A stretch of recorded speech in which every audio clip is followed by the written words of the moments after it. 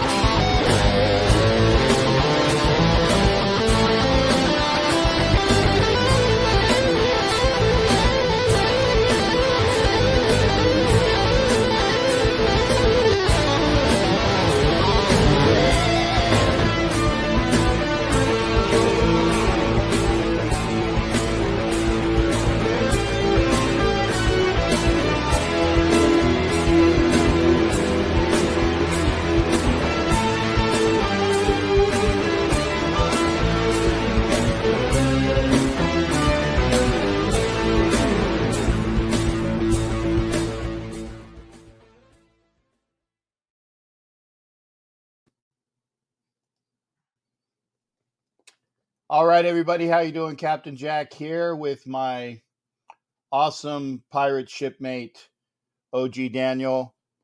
Over there, we are watching on Captain Jack Rackham's feed on Instagram. We are pushing this out via various Facebook sites. If you're watching on Facebook, I ask you, please. If you're watching on Instagram, I ask you, please come over to YouTube, either at Captain Jack Rackham or Chronicles of the Black Hole. Captain Jack Rackham or Chronicles of the Black Hole. This production will also be seen on Roku TV, so I'd like to remind people, and I have it up here for everybody, for make sure that we all know, although I actually swore on Instagram, so I'm sorry, but that's not on this show. Not on this show, not on this broadcast. If you are watching a broadcast on Roku TV, please watch your language. Please watch your language. You want to leave that sign up. Yeah, I do leave it up, except when there's comments, so it will always be there. Remember, if you want to watch or listen to me swear, then you need to catch me either on an extended show or catch me over at Docs ENT. That's Graphic Raiders channel. Docs ENT. I will swear my tookus off. So there you go. Daniel, how you doing there, shipmate? Good to hear from you, man. Doing good, man. Doing really good. Needed that victory this week, but it's been a rough week. It's been pretty somber. We lost two great Raiders this past week with Bruce Davis and John Madden. And so tonight we're going to give a tribute to John Madden. I think I'd like to see if we could, I don't know, unless you've got a lot of information, save up for Bruce Davis for another show. Give him his own tribute, Yes, we can. Hey, turn your stuff down on your end so they don't hear the echo of this old salty geezer. Hold on, let me. Every time I go on your channel, this happens. Hold on. I got you. Yeah, it's okay. It's called growing pains as well. So that's it. And Jack Kenna, thank you. I took, or actually I was afforded a tribute to John Madden. That was a portion of the show that we do on Wednesday night, which is the NFL Nation Live. That portion, that was the slideshow I put in. Plus, I had some cut up pictures that I put in as well over the music. So I want to thank the Ref Guru, David Grant, for the slideshow portion. And then, of course, I did some more photos that put into it so that it went through. But thank you for that as well. So I gotta give other credit where credit is due. Sinister Rain 89 graphic sent me. Okay, there you go. Who's this? Sinister. Wait, you have to scroll up a little. Okay. Yeah, let's see here. I got Knock Andrew, Valerie. Good to see you. Oh, Sinister Rain. Yes. Got to see Sinister Rain. Thank you, there, shipmate. And yeah. Hey, Salty Geezer, no G from my boy Ed Winchell. Ed, we still got to talk, brother. We still got to talk. Doc said he's coming over. That's great. Kelly Farley's in the house as well, as is Valerie. Love my V girls, Valerie and Vicky, and Vanessa. And if you want to be a V girl, just change your, or Velvet Raider is actually a V girl with the V. So I love my V wenches as well. Love them.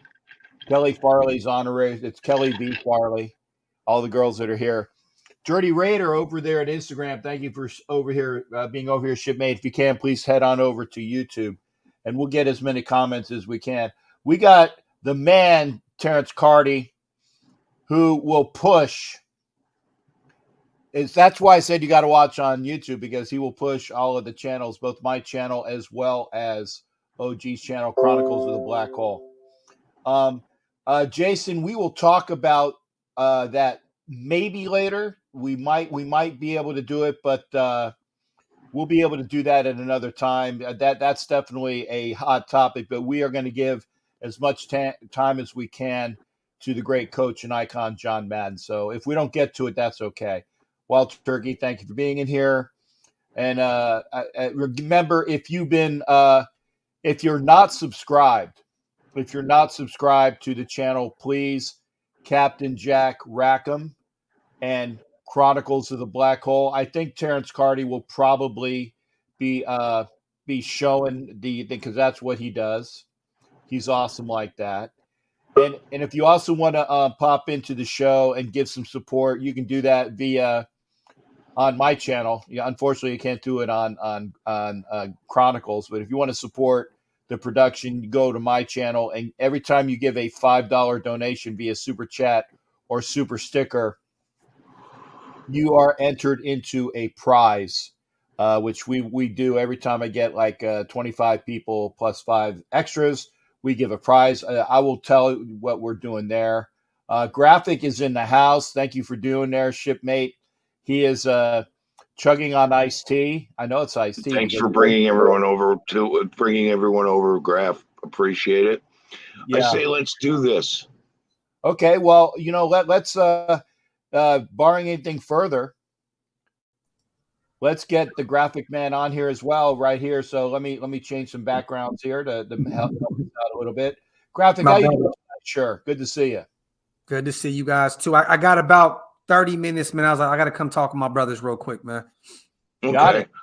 Well, we were going to talk a little bit about the coaching, because that special that they put on Fox, he only talked about his coaching for 6 minutes, which a lot of people complained about. They didn't want to put any flowers near the Raiders.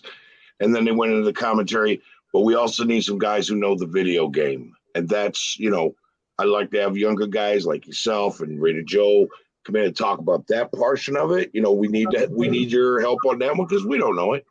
So let's get right to the coaching. Let's get right to it. Okay, John Madden. He took over as our head coach in 1969 at the age of 32 years old. Okay. We won 12 games, lost one, and tied one. We came in first in the AFL Western. That's what they called it. And we lost to the Kansas City Chiefs in the AFL Championship. 1970, we took first place in the AFC West. This is after the merger, and lost to the Baltimore Colts. 71, we had a good record, took second in the AFC West, but we didn't get in. 72, we went 10-3-1, first in the AFC West. We lost to Pittsburgh in the divisional round. 73, we went 9-4-1. We were first in the AFC West, lost to the Miami Dolphins in the AFC Championship game. Oakland, 1974, we were 12-2, first in the AFC West, lost to the Pittsburgh Steelers, Squealers on the AFC Championship game. 75, 11-3, first in the AFC West, lost to the Pittsburgh Steelers in the AFC Championship game. See, John Madden took us where we were getting there, as you can tell, year after year after year. Actually, may I interject? This is a good portion to do that. Is that every year that the coach was there, you know, But by the way, the Raiders took the AFC West 5 straight times, just since eclipsed by Kansas City with 6. But for all of those times at the beginning, like from the end of the 60s through 75, the Raiders either went to the AFC Championship game or were eliminated by the team that eventually won the Super Bowl. Yeah, right. He was there, and it always got him pissed off that everybody would keep telling him, you can't win the big one. You can't win the big one. You can't win the big one. And it drove him, and it drove the team, because they kept hitting that mark where they were the best team in football. And to be honest, they've even stated, and they've had the people that had showed that the team, a couple of John Madden's teams were the best team in football. Yes, easily. And they, but you could always see the frustration on his face when he didn't win that game. You know, but it was getting worse and worse. But the thing, OG, is once I know we'll talk about it later on, but once we overcame that hump, we never looked back. Yep, 1976, we went 13-1. We lost to the New England. The Boston Patriots or New England Patriots? No, they were New England at the time, New England Patriots. Right, and we got into the playoffs, and first game we did was blow them up, and we went on to win Super Bowl 11 against the Minnesota Vikings. Yeah. And the following year, we were back in it again, but we lost to the Denver Broncos in the AFC Championship game. But the thing is, on a crap call. It was garbage. You're right. But out of all those years, we made it to these championship games 8 times in 10 years. Yeah. We had one of the most, he's the winningest coach in NFL history.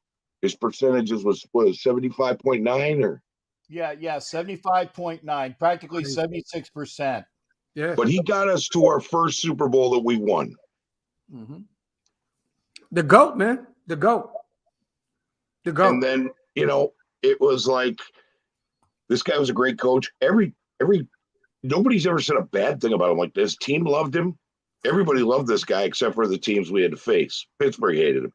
But can I ask you guys real quick, because you guys were there. You seen those teams. I know John Madden was like the players' coach. He commanded respect. But what was his strengths wise, like football wise? Like what made him who he was on the field, not in the locker room, if that makes any sense? Like, what was his strengths football wise?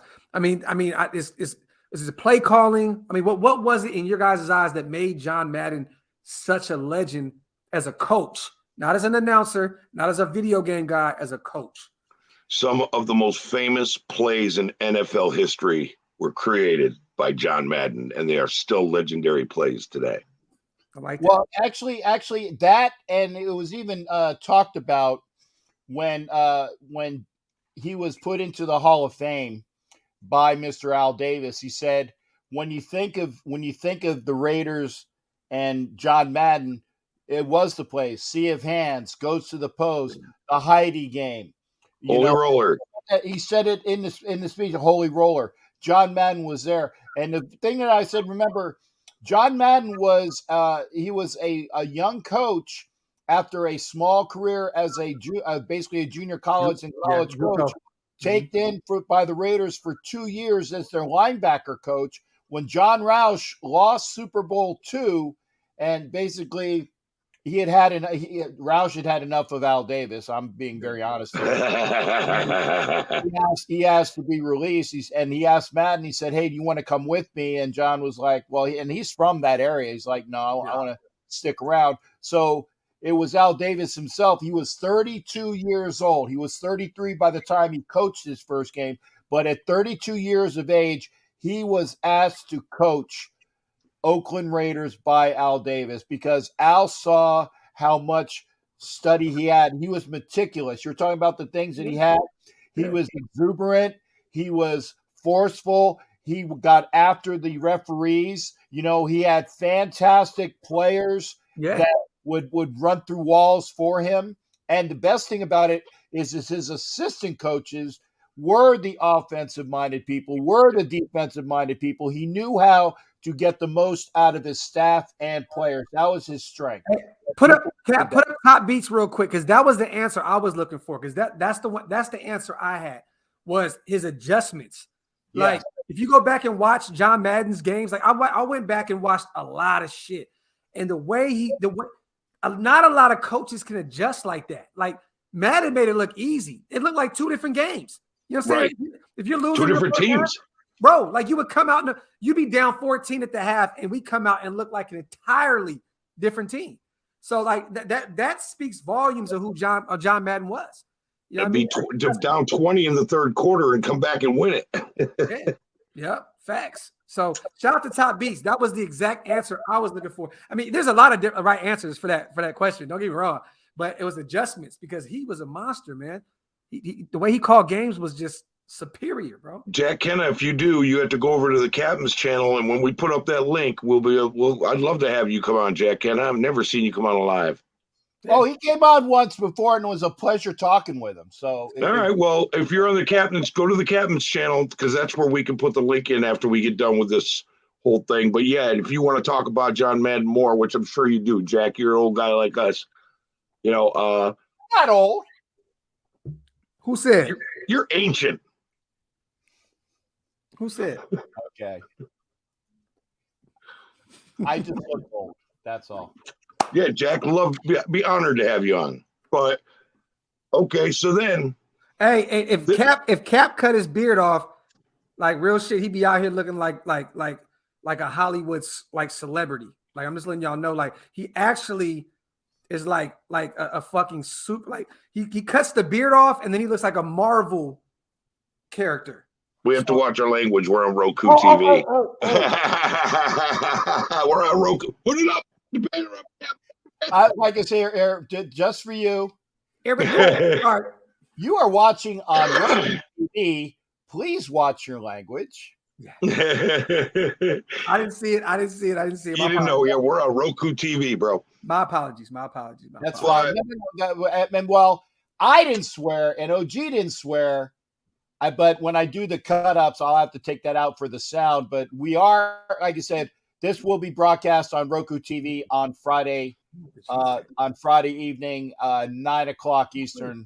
We watch our shows either live on Roku or live tape, but we do these stuff live, and we love everything we got for you. And I look like Captain. I look like Jack Black. Another one. Yeah, I appreciate that.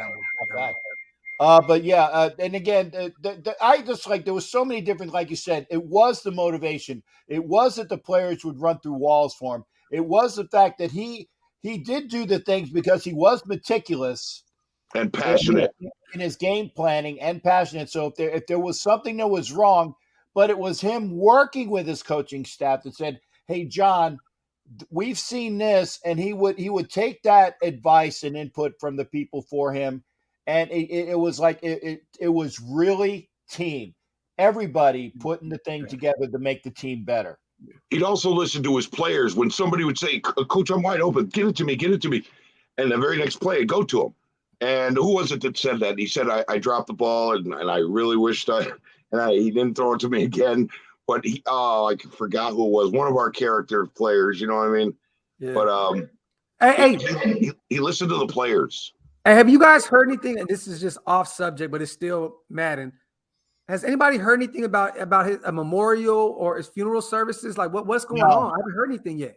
Haven't heard anything. I honestly think that the family is probably, and this is only conjecture on my part, but I think the family is keeping that close hold so that it would be something private for the folks that that they want there. Because as soon as they put that information out, it's crazy. Yeah. It will be like, and I mean this when I say this, it will be something like the Elvis funeral, the Muhammad Ali funeral. There will be people lining up for it. Now, if they want that to happen, they will make it happen. So be aware that information may come out, but right now I believe it's close hold, and the family is taking the arrangements so they can figure things out if they are going to make it a bigger event. I do know that probably gravesite will just be for family, close friends, and the Raider cadre and Hall of Famers. I can almost guarantee that. Yeah, definitely. Because if you were going to have something that was public, Allegiant ain't big enough. Yeah. Oh, dang. It ain't big enough. Allegiant. That's right. But you know what? There's nothing big enough for Madden, though. I mean, no. That man did so much for football, not just as a coach, but as a commentator, and then the video game. You're talking about 50 years of people who know his name. Yeah. There's teenagers right now who know Madden's game. I hope that COVID doesn't put a stop on the public, like us being able to go pay our last respects. I mean, don't get me wrong. We've done, this is our second Madden show. So at the end of the day, we're going to pay our respects regardless. I mean, to a legend and the greatest. But I hope, man, that they do have an open one, a public one where we all can show up and pay our respects in person. That would be beautiful, man. Because, to see the nation under one roof for Madden would be insane, man. That would be a beautiful thing, man. For real. Yeah. And Jack, we will be pushing it in a minute. I apologize. I got to get rid of all of these trolls and bots as well. So apologies there. I'm like a one-legged man in a kicking contest. So I got a lot of bots and trolls that I've got going on. So yeah. Hey, that means you're doing something good, Cap. Well, it's us, and I do want to say as well, and I obviously we got you here because you're young and you do video games there, Grad. So what we want to make sure we glean that. But one other thing that I want to say while we all are here is the fact when John stepped away from coaching, he didn't really have a vision, or I should say he didn't have vision, but he didn't really see what would transpire immediately afterwards. In fact, they liked his exuberance, they being Madison Avenue and the advertising people. Mm-hmm. And by the way, you got to get the books because I don't do it justice. And here's something, people. They're called books. Go get them and read them. Okay? Just paid for political announcement. Reading is fundamental. Go get the Madden books. In the Madden books, it says, he was going to be with Virginia. He had given 10 years to the Raiders coaching, plus actually 2 more, so 12. He was going to sit down with his wife, and they kept bugging him and said, "Hey, man, we love your art. We love the fact you're exuberant. You would be perfect for the ad campaign that we want for Miller Lite." And they goaded him. They said, "Come to New York, do a screen test. If you don't like it, that's fine, but come to New York and do the screen test." So this is after he got out of coaching, and he did promise Al Davis he would never coach another team, and he kept that because he said that loudly though. He said it. I would never coach another team other than the Raiders. Right. You know what I mean? So regardless, he was a Raider to the T. Right, but he developed an ulcer, and his doctor kind of nudged him away from it too. Yeah. What was the first Madden beer? Bud Light, was that the one where he kicked the wall in like the Kool-Aid man? He busted through the wall. Well, he Yeah. busted through the walls, and then at the end of the commercial, you guys got to watch these on YouTube. At the very end of the commercial, he actually busted the screen because he busted two things. He busted through, and then he busted in again. It's like, hey, I'm not even done with the commercial yet. You know, like one of those type of things. But it was great. It was great, and he found that was something that he really dug. And so he did those commercials, and he had a new cadre of people, the old players or the that were no longer playing. You know, that was, he got into that second family. He started doing the commercials, basically Miller Lite, which got him into other commercials. You know, Tough Actin' Tinactin and all those things like that. But the commercials, and if it wasn't for the commercials, if it wasn't for Miller Lite, we would not know what we know today, because that inspired him to go on to be the broadcasting genius that it was. And if we didn't get the broadcasting genius that we wouldn't have the Madden game. So you got to thank Miller Lite for giving and kind of goading John and pushing John positively in that direction. With the broadcasting gig, they came to him and asked him if he would do it, and he went, "Yeah, sure, I'll give it a try." Like, he didn't even know. Yeah, but that was after he got the start with the commercials. Right. But he always had the personality for all that. Like, oh yeah, you know, he always just stood out. Like, anybody ever heard talk about, man, they always said that any room he was in, he just stood out without even trying. Like, it was just that's who he was. So he had a bigger than life personality. He was a big guy. Yeah. But he made everybody, they said he made everybody feel good about themselves. And when he was got in that broadcast booth, he had some even wilder moments. Yeah. And here's the great part. He was so endearing that, just remember this, every Thanksgiving and every Super Bowl, he was like that happy uncle in your living room who knew what the hell football was about, and he was explaining to you how it worked. Yeah. That's why it hurt so bad when he passed for me, because that was like losing a family member. Definitely. But my favorite, I don't know who he was doing the broadcast with, but he had the turducken, and he started sticking his hand down into it. And the guy, I forgot who was with. He had no knife. He just stuck his whole hand in it.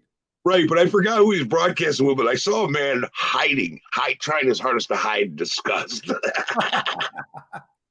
Actually, the other thing about that, and you have to remember this, is that Madden was teamed with Pat Summerall. And the reason why he was teamed with Pat Summerall, because I'm really old, according to people, was that Summerall and Tom Brookshire were the A team on CBS.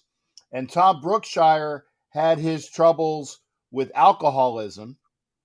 And him and Summerall and Brookshire would drink each other to death, because Brookshire was a Philadelphia Eagle and Summerall was a Giant, so they knew each other through those contests in the old NFL. And they were drinking buddies, and they would go in they'd go into broadcast lit, kind of like Harry Carey used to do. And Howard Cosell, Monday night with Dandy Don Darlitz, he was ripped. Well, that as well. But the thing is that Brookshire had his medical problems because of the alcohol, and so CBS took him off the broadcast. So they said they wanted to make sure, and Summerall took it hard. So CBS paired him or put John with Summerall. And I tell you this, and it's true, the fact that John Madden was paired with Summerall, and he took a keen interest in keeping Pat Summerall alive in the good things to try to get him off of the alcohol. Pat Summerall had many more years because of John Madden. I believe it. Didn't John Madden do his eulogy? Yes, he did. I believe so. Yeah, he did. Yeah, he was a kicker, Greg. He was a kicker for the Giants. Yep. Pat Summerall. Now, because I know I got to get out of here in a little bit, you guys. I'm going to tell you this. Talk about the game, man. The video game, right?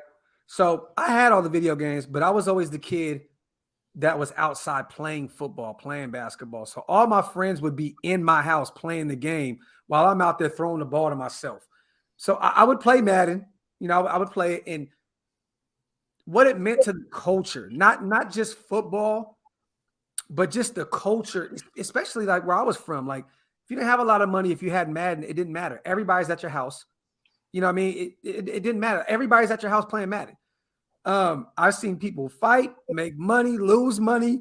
Like, Madden was a huge, huge part of just the culture, period, that I came up from. And I always told everybody, I said this on the last live that we did about Madden, like, to watch other teams, like fans play Madden, I always looked at everybody like, you guys are playing a Raider game. You guys are playing a Raider game. You guys love this game so much, you might as well just come over here because this is a Raider game. Like, this is the Raiders game. The guy on the cover is a diehard Raider, and he would never coach anybody else but this team. But the game, man, growing up, it was so much because I felt like the development of that game was so ahead of its time back then. Like, now there's a lot of glitches and a lot of weird things going on with the game. But back then, the game just looked like it just revitalized football games. And to hear Madden's voice on that game, it meant everything to me growing up. You know what I mean? So, huge game, the best football game of all time. I mean, I don't really know any other game that you could even come close to it, to be honest. Well, it takes two. It takes two to play a video game. So it takes two young guys to be in on it. See how I did that? That's a skillful transition. I love it. That is a skillful segue. Talk that stuff. There you go. Joe, what's up, my brother? How you doing, Graf? Hey, Joe. I haven't seen you in a while, man. It's good to see you, brother. It's good to see you, brother. Thanks for coming in, Joe. I appreciate it, brother. Hey, we're talking about Madden, Joe. What did Madden mean to you, growing up, bro? I'm going to be honest, man.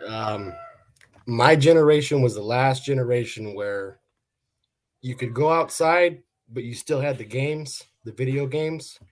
And my earliest memories, man, was Michael Vick, Madden 04. I was 8 years old. My brother got me that video game for my birthday. Cheat code. And yeah, exactly, man. Yeah. That taught me everything. That birthed this, my love for this. It birthed everything, man. For those who don't know what he's talking about, Joe is saying that Vic on that year's Madden was Bo Jackson on Tecmo Bowl. Basically, you couldn't catch him. You know what I mean? So there was one player on Madden that was a cheat code, and that was definitely Michael Vick. It wasn't fair if you played against the Falcons. It wasn't fair. Just like the Raiders on Tecmo Bowl. It just wasn't fair. You couldn't catch him. There was times where I was Bo Jackson and would run back and forth each end zone to end zone, and they couldn't catch me. It didn't make any sense. It was disrespectful, actually. You know what I mean? And even the following year, man, they invented the hit stick. Yeah. And they had Ray Lewis on the cover. Yeah. That was bad, bro. Yeah. That whole the remote get to shaking. Yeah. Yep. Crazy, man. Madden made sports games what they are today. Everything from baseball, football, hockey, soccer. I have every sports game on my Xbox right now, and I would have never had any of them if it wasn't for Madden. Now, man, I need to ask a question as well. Is that because you gentlemen are? I think that you're like the upper level of the younger crowd.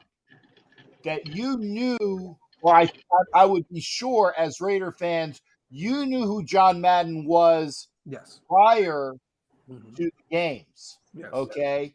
But there are probably like a half generation down from you. If you ask these people who John Madden was, most of them are going to just go, "Oh, that's the guy that gives us the video games," and that's a shame. That's really a shame. I studied John Madden before he even had a game. Like I said, I grew up. I was born into a Raider family, so I studied him before I even seen a John Madden football game, before that was even thought of. So it was. But when the game came out, it was like, oh wow! Like, I thought in my head, I'm like, this is a Raiders game. Like I finally get a football game to call my own.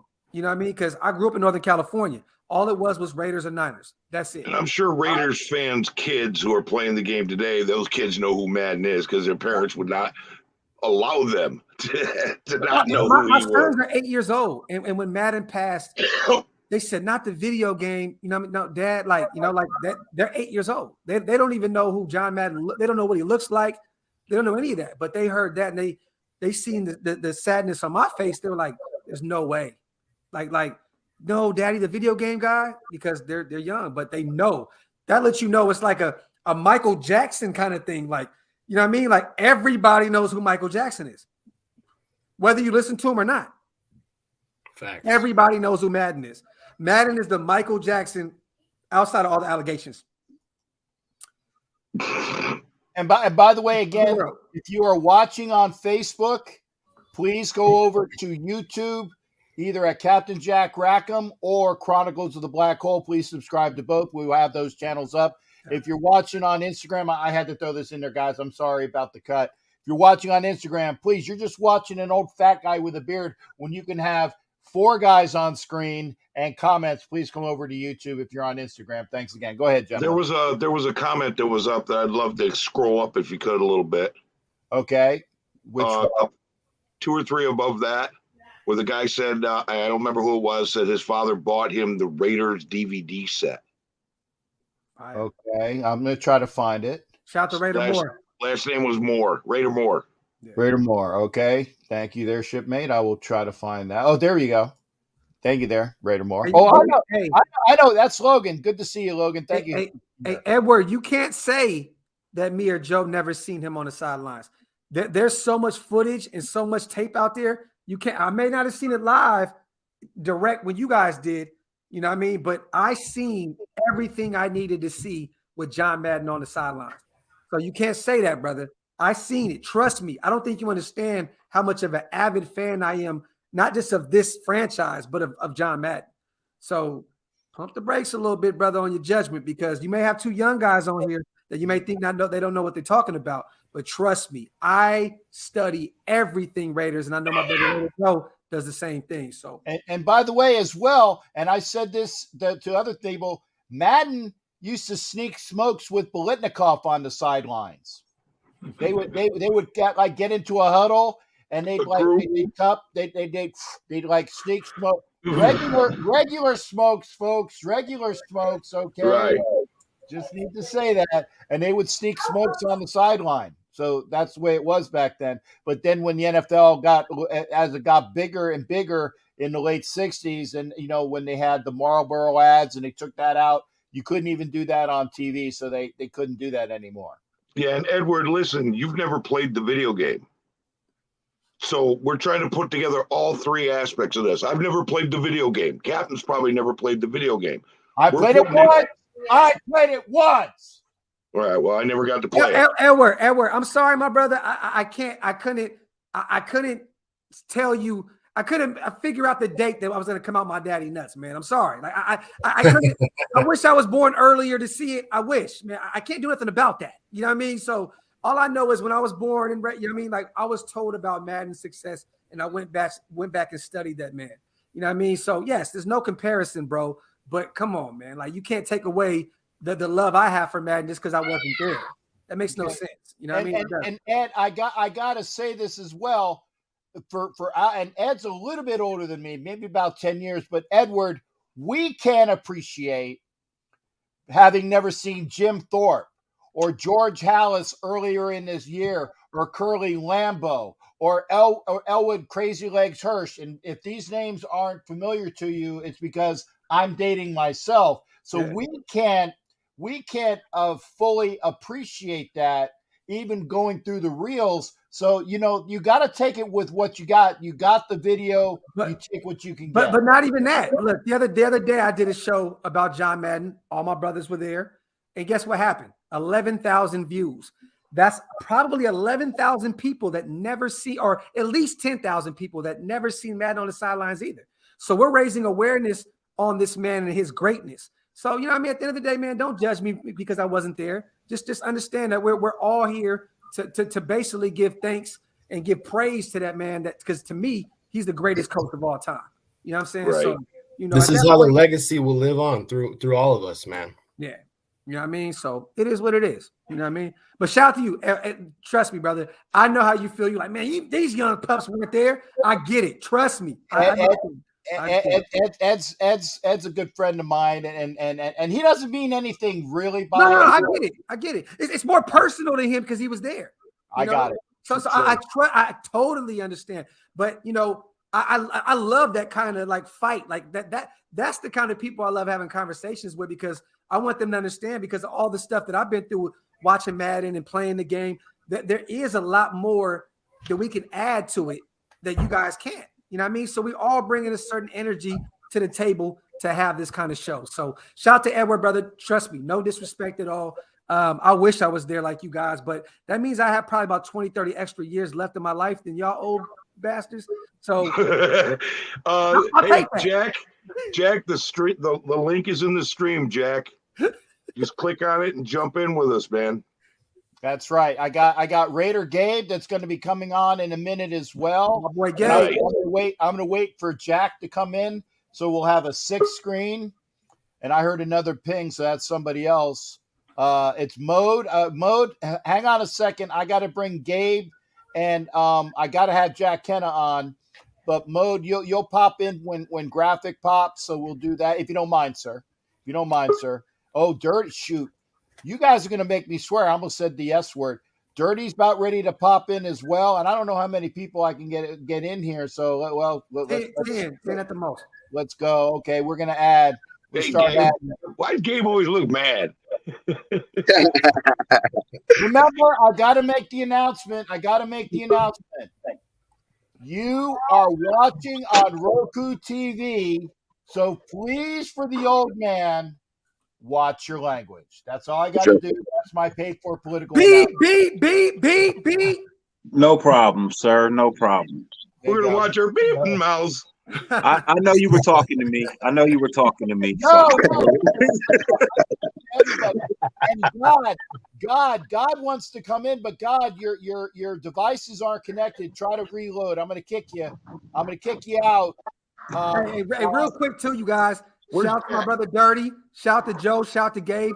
They all three have their own channels, man. So make sure you guys all go subscribe to our brothers as well. You know what I mean? For real. So good looking. Yeah. What up, bro? Yep. I got your text message too, bro. I'm gonna call you. Today's been You gonna crazy. like this idea? My in-laws just left today, so I was spending a lot of time with my family. So I got you. And nothing wrong with that. Okay. Now I gotta ask you, like I said, because we do got a lot of younger folks in here now, and well, Dirty, you're not quite up to the old dude level, but you're like right. You're on the. We love you. I think I'm in the middle. Yeah, I'm like in the middle of everybody on the screen because I'm 42. So I'm 40. I'm a man. I'm 40. You know, I'm doing the old. I'm pretty sure I'm the youngest. That's it. I'm gonna, if you don't mind, and we got God. God is with us. All praise to God, as well. And we got a full 9. Hey, Jason, this is not a Derek Carr conversation. what up, Jay? Jason, just for you. We are watching, and you are watching. Please watch your language, God. Thank you, sir. Now, I already knew what you was gonna say. Yeah, AARP is in here. I gotta ask because I want to implement. We've spoken about his record, the fact that he has a close to a 76% win percentage, which is better than every coach ever in at least 100 wins. Okay, we've spoken about how important he was. The one thing that I'm going to ask your impressions of the man as well, but I got to ask this as well. One of the best things I ever saw with Madden was during his induction speech. And I'm sure you guys have seen this as well. He says, with all of the great, and I'm paraphrasing here, with all of the greatness that they have in the Hall of Fame, he says, I know that the statues talk to each other at the end of the night when there's nobody there. I know it's true. And you know what? When John Madden said that, I believe it's true too, because there's so much greatness in that room. You can't say that those people in their aura through the bus aren't talking to each other. And you know they're giving each other crap. But that So was you my so you last think pick. you think it's the night at the museum over there? You Exactly. think when Exactly. It is. I'd love to be security, bro. I'd love to be security. Yeah, I got I my got a guard chance to card. go this year, bro. I got a chance to go to Canton this year. That was cool. Okay, I gotta ask, and Graphic, what if I could, because I do got a big screen. Graphic, what is your, because you asked me this, and I'm gonna throw it back on you, dude. What is your impression or your most memorable Maddenism? And it could be with the game, it could be with what you've seen on YouTube, it could be anything you want. What is the impression or the thing that you will always take about Coach Madden, Graph? It's funny because we talked about it earlier with Top Beats, because when I asked you guys the questions, it was the adjustments. It was the way he coached games. Like sometimes Top Beats said it perfectly. Sometimes it was two different games. Like as a defense, how do you game plan against somebody that can totally run two different games against you? Going back and watching this film and just the way he demanded respect, the way his players just respected him. The stature of him. I mean, shit. I mean, shoot. I mean, sorry. Hey, put it back up. Put it back up. Which one? Leap. It's The real sign cool. that says "Watch your language." Oh, I need to see that real quick. But just the aura of Madden. To be honest, I don't really have a specific play or a game. It's just everything he did seemed like gold. From Little Giants, the Anastasia of Puerto Rico, the play that he called, that he gave the kids in the movie. Like, just Madden was just a figure that was bigger than life. And from the video game to the way he called games, to the mind that he had, the science. He had the science of football down to a T. I feel like if a lot of other these new coaches in the game got a chance to really pick his brain, they would benefit so much from. A lot of them did. Yeah, well, Absolutely. Yeah, but the new age ones, because now the game is so different now. It's so different than what it was. But Madden's mind was it was just so great that I don't think it really mattered what generation you were in. I mean, Madden was just a genius regardless. So I mean, there's not really one specific thing with Madden. It's that's too broad of a question for me. I mean, Madden was just that great, the most winningest coach ever in the time span that he coached. Yes, we know it took him a little more time than he wanted to get over the hump and win a championship. We understand that. But when he left, people tend to forget that he left this franchise at the top. When Flores came in and everybody else, he left it up here to the point where the standard was already set. And there you go. After that, 2 more championships. To YouTube. And there you go. You know what I mean? So Madden, man, just Let's not forget he made Fox Sports what it is today. Mm-hmm. He did. He made Fox Sports. If they never hired him, bro, they would not be the sports network that they are right now, bro. Because before that, nobody was watching Fox on NFL. That shit was boring. We wasn't watching no sports, nothing on Fox. It was dead. No cousin. Madden got signed for a $32 million contract with Fox. Yeah. So There you go. they brought him over. And it's like, what you guys don't even see is like, with Madden, the pass game became big even back then. Yeah. Who was our running back in the 70s? It was Monroe. He was nothing. It was the pass game. It's like Monroe. So you think about it, who was our wide receivers? Who was our tight end? Wait a minute, you forgot about Mark Van Egan, I was gonna say Mark Van Egan came later. but he was a mad guy. I have no clue who you're talking. I don't know a guy named Moreau. I know the island of Dr. Moreau. The sea of hand? Well, I was gonna, if you're talking your Clarence Davis, Mark. Oh, Van Clarence Egan, Davis. I'm sorry. Okay, Marv Hubbard, or I'm sorry. I was like saying, I apologize. I was like, did I miss something? No, you got your Clarence Davis. So Clarence Davis wasn't a big running back. He was a small running back. Right. But it was our receiving core that led the way. It's like, even back then, it was like wide receivers. We're saying he made Fox Sports, though, right? Think about this. He did. $32 million for a year. But think about this, brother. If he made Fox Sports, you have to say that he helped make Sega. He helped make Super Nintendo. He helped make PlayStation. He helped make He built. Xbox. Hey, look, He helped EA do all that. Sports. EA Yeah. Sports was in bankruptcy before EA they signed Sports. up. Yes, they were. Yeah, so They were in bankruptcy. He produced $7 billion a year from They doing were in Madden football. California. They were a 7 billion small sales. business.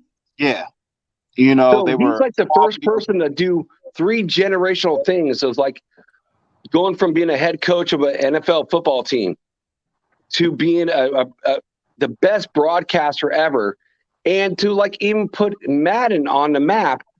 It's like everything he did is like he produced more than what he did before. Before Everything the he did was broadcasting, there everything was he the did. He was the commercials. best at. everything. Everything he did, he was the best at. Yeah. Best video game ever. The best Best coach announcer. ever. Best announcer ever.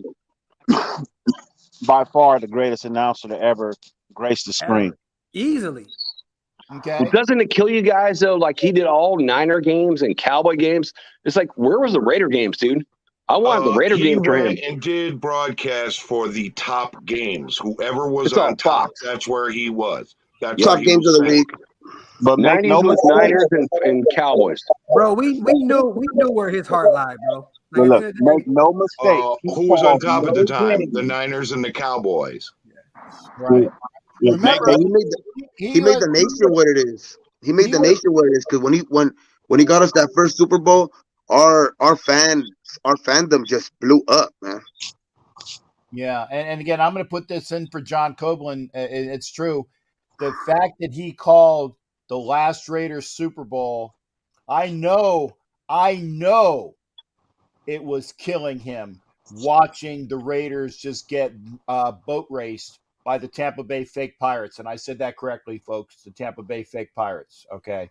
facts. I know it killed him, but he was professional and he worked through it because he was a professional through and through, and he did it to the utmost for sure.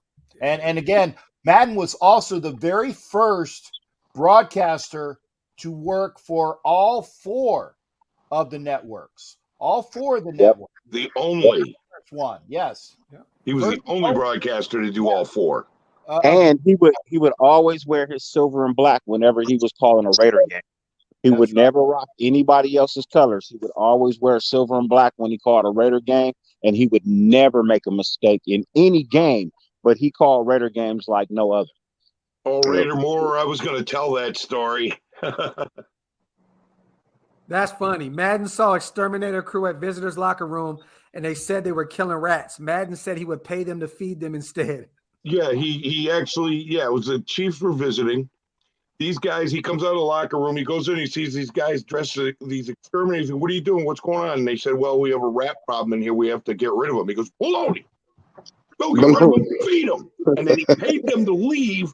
And then when the Chiefs showed up, he walked over to the locker room, knocked on the door, said he wanted to talk to the head coach. And he said, hey, listen, we got a little problem.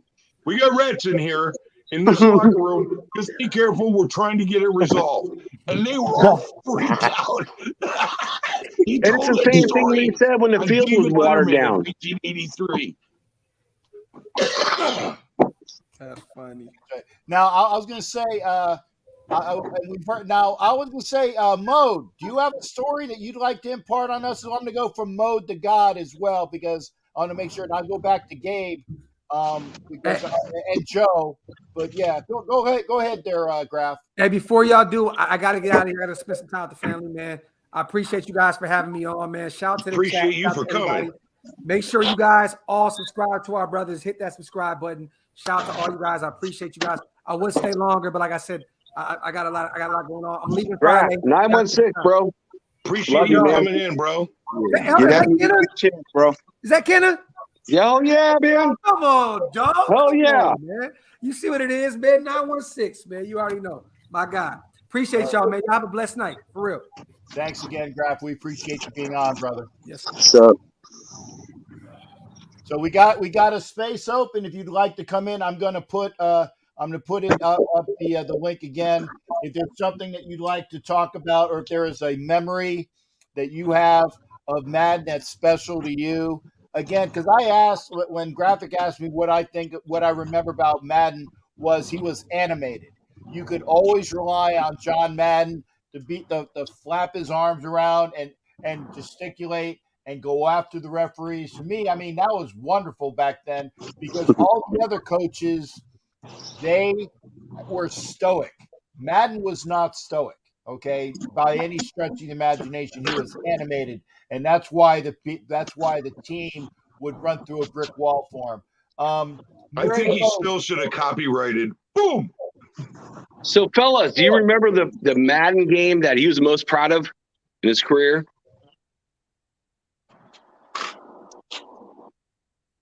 The Bengals.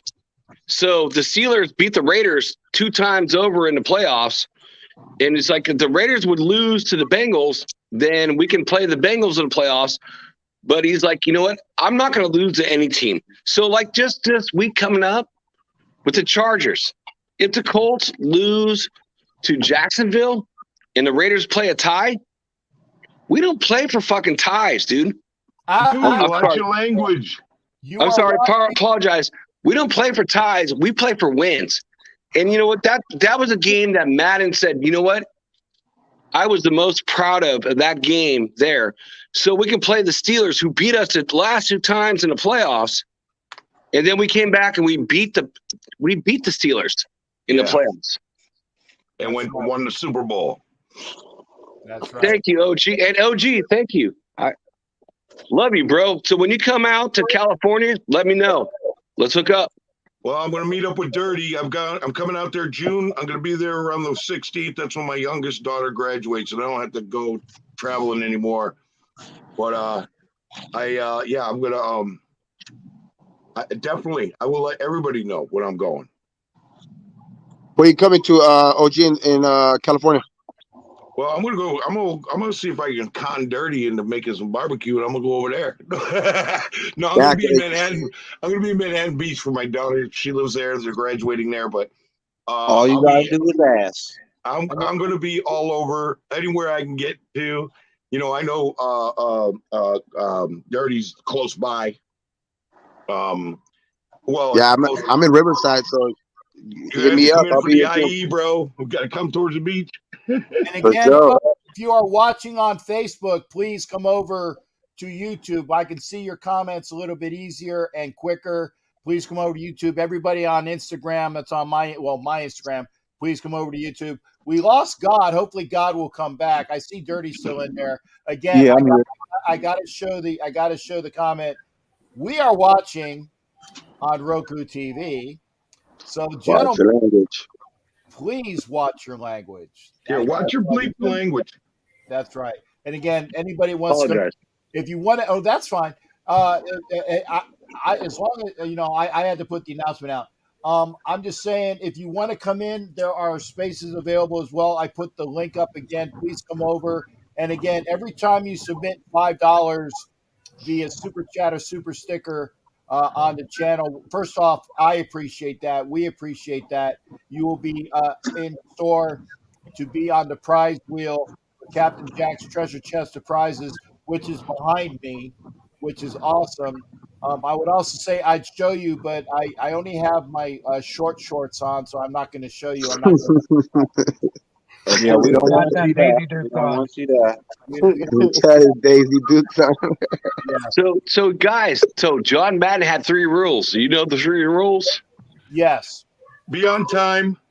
Pay attention. No talking when I'm talking. Pay attention. And play like hell. Play like hell when I tell you. When I tell you to. Hell yeah. That's right. Every game time.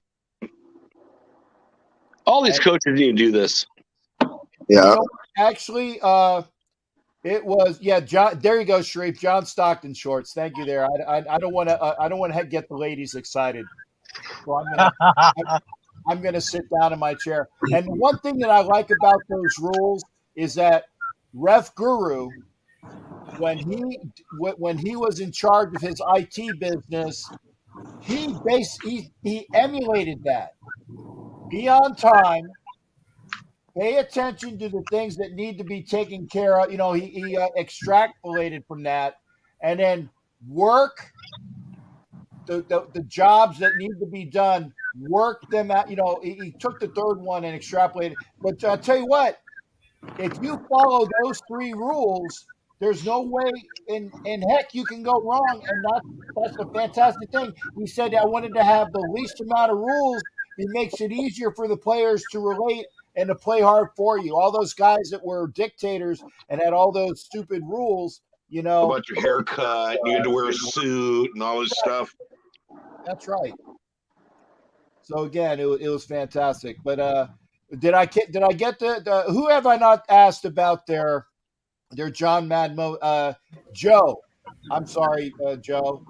Your John Madden memory I'll get from Joe to Gabe, then to Mode, Dirty, who will definitely not swear anymore. I love you, brother.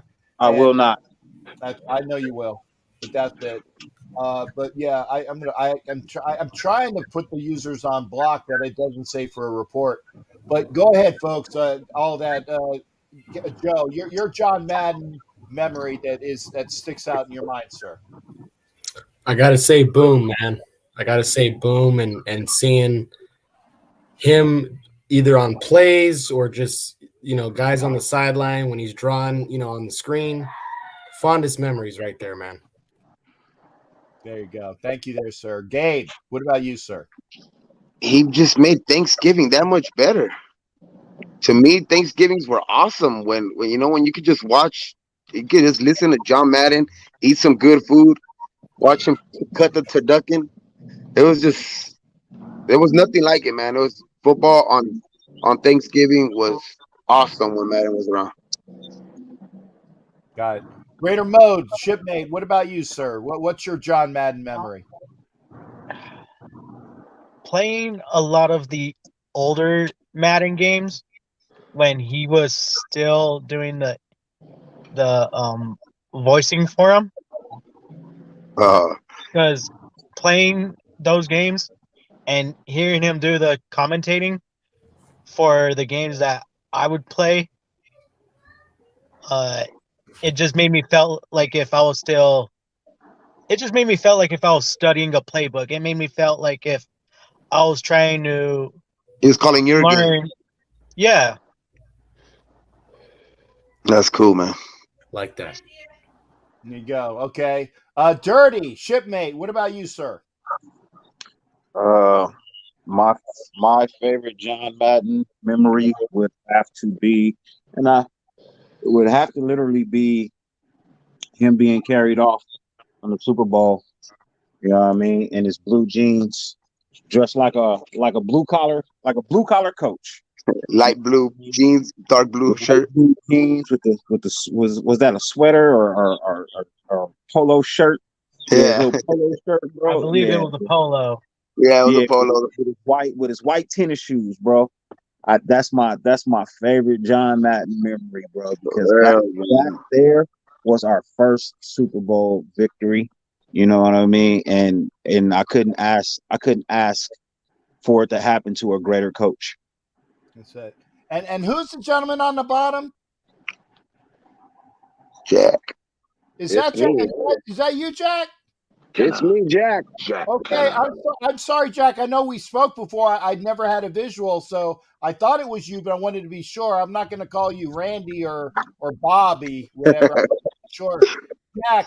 And again, with all your good knowledge as well, and again, and pretty much what Dirty said was mine as well. Was seeing John Madden finally win the Super Bowl, because I was basically, he was living my life. I hated every time that we lost all those to the team that eventually won, and finally winning it, I was so elated. And I said that on Graphics Show the other night. What about your favorite moment or memory of the coach there, Jack? Well, for like you bunch of young kids, like you don't remember this, 75 was actually almost a better year than 76. So I love that team. I love the 76 team. I love all the Raider teams. And I just hope we just get this shit done. Oh, I apologize. Put the banner up. You were watching on Roku TV. Yeah, boop. Technically, Bob. technically, the S word is in the Bible, so it's not cussing.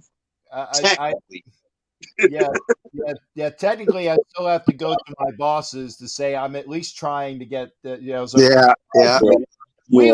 we love you. And again, if you want to hear us, if you want to hear me curse, check out when I'm over there on Dox's channel. Tourette's, Okay, Captain Tourette's. Yeah, Captain Tourette's. But unfortunately, I have rules that I have to follow, and I appreciate everybody here. So again, You I get just to gotta edit follow these my boss. beforehand, right? No. Ooh. Captain V on dogs like bleep bleep bleep bleep bleep bleep. There is no It'd be doubt. sounding like a I don't have a 7-second delay. It's live and it's recorded live, so there's I nothing apologize. about it. So I just ask on your best as you can. Please remember that. So there you Love go. that shirt, Dirty. It's awesome. Knock on wood. oh, this one. Yeah, I just. OG, when you come to California, hit me up. I will, man. Definitely. Okay. Now, the one other thing I got to ask, and by the way, was there anything that you missed, Daniel? Because I know you do a hell of a lot of research, sir, and I would never want to take anything away from all of the hard work that you do as well. And again, I've imparted some of my color commentary as well. I wanted to make sure that if there was anything that you had, that in there, we got God back too. Good, thank you, God. Remember, God, you're welcome. As far as the usually, you know me, I do a lot of research on everybody we do. This time, I really didn't do any research. I just have been going through memory because there's so many of them, and I will never be able to do this justice with this. I do know one thing. When John Madden was a college coach in junior college, coach, him and Pat Summerall were having a conversation. He's like, well, what did you teach over at the school? You couldn't just coach that school. It was all ballroom dancing. And Pat Summerall went, like, what? And John, all of a sudden, John regretted saying that.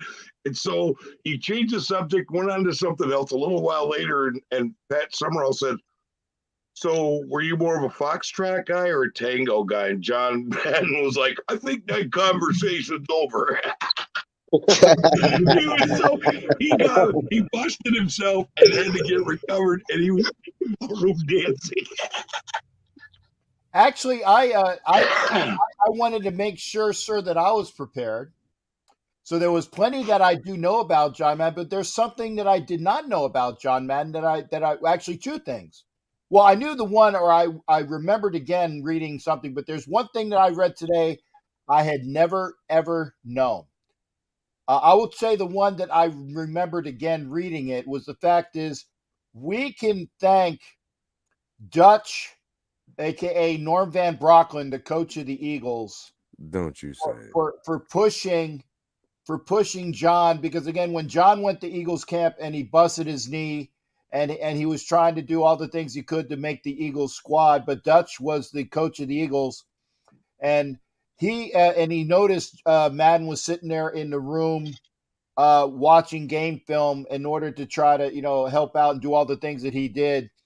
And Norm Van Brocklin, who is a Hall of Famer, basically said, you're on the right track. And he basically made sure that he not pushed, but not coerced. He massaged that into that love that he already had.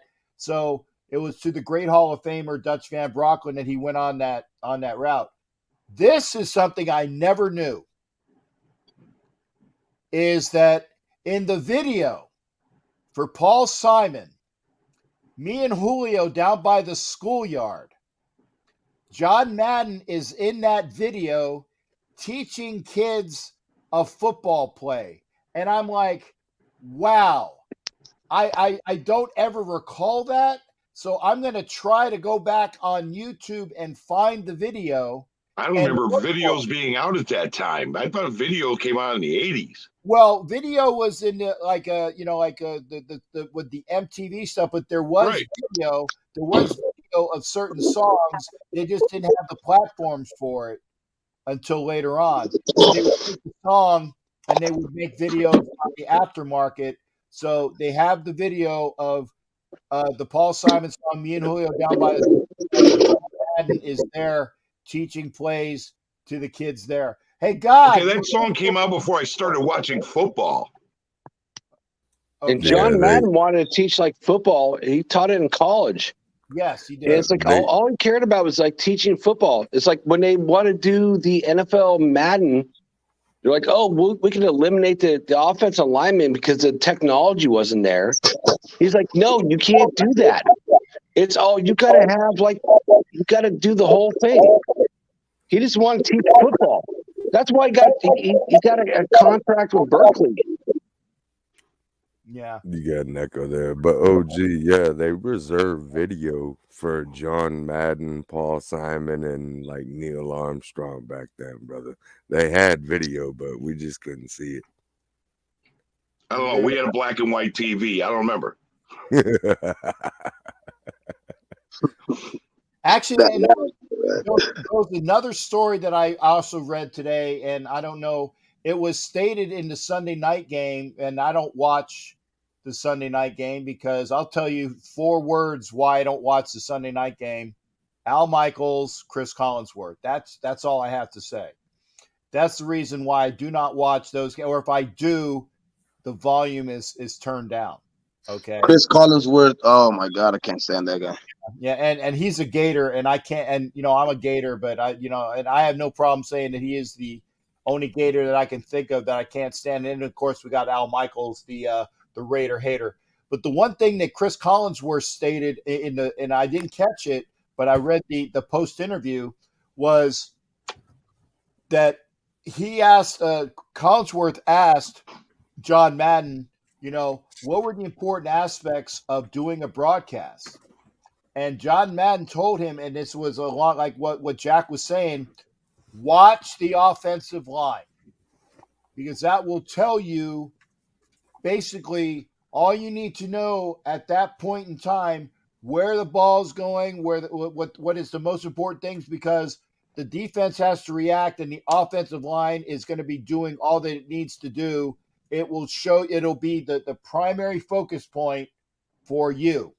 And he said that he took that advice to heart. And that's why, and I will say this, is that, Collins, God, I can't stand him as an analyst, but anything that he had that got him his job, because he's professional, although, trust me, I think I can do a better job. But it was because of John Madden doing that. And I'm going to get my 9 screen back. I'm gonna add Raider Twan in here as well, but not quite yet, Twan. But I appreciate that. Hey, God, did we talk, or did you get a chance to before you blew all your your breakers? What's your best, favorite, or most memorable thing that you can talk about with the great coach John Madden? Yeah, well, no, that's tricky. Here's the thing.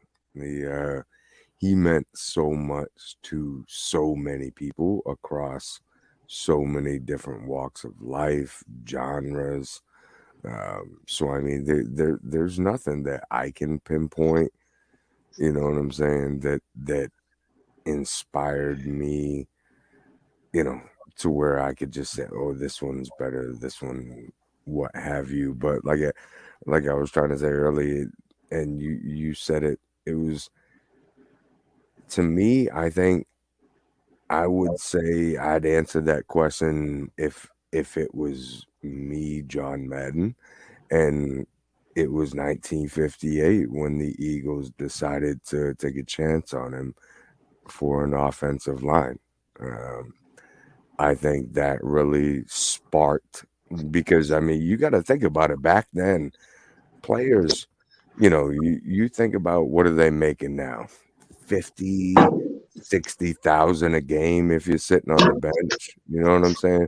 Back then, you might not even get paid, and you could get hurt and never work another day in your life. You know what I'm saying? And nobody else is going to help you. So I think that was the moment that I'm glad for. You know what I'm saying? Is the Eagles gave him a chance. That's right. That's right. And Tiffany, I will get to that after we pop in with Raider Twan. Twan, good to see you there, brother, in there. I will answer that question for you, Tiffany. And Tiffany is a great lady that is a Raider fan living in and around Cincinnati, and a great lady. I know her from her husband, who's a sailor like me, a retired Navy commander. Awesomeness to Tiffany, but I will get to that question. Twan, the question remains: what is your fondest memory that you can impart upon us of the great John Madden? See, I was, I'm. Well, let me start off and say, what's good, fam? To each and every one of you guys, I'm thankful and What up, Twan? grateful to be here. What's up, Good to Twan? hear it. How you doing, brother? Speak up. Pop your mic up there, Twan. We can barely hear you, brother. Oh, I said, thank you, and I said, what's good to everybody. I wanted to, I came in late, to Raider Nation. So I kind of missed John Madden on the field. My memories came from when he was, in the booth, and of course, playing the video games, and from those two different, um, you know, phases of his career, um, made me want to go back and watch, what I'm saying, the films on him being a coach, and just him being a leader of men. You know what I'm saying? A leader of players that, what I'm saying. We always talk about the phrase, running through a wall for somebody. Um, he knew how to get his players to a position where they were willing to run through that wall for him. Um, and I caught that through film. So that's kind of my fondest memory is, of course, seeing him, be the great commentator that he was, in football. Um, and then of course, what he did in his with the football game. But to go back and say I have the passion and the want to study or to watch, when he was really a coach, for this great organization that we truly love, is just it's just a buildup of everything together for me. Is my fondest memory of John Madden. Let me say this, and I really say this, wholeheartedly. I felt, um, that with the Shield JM on our helmets, it made our helmets complete.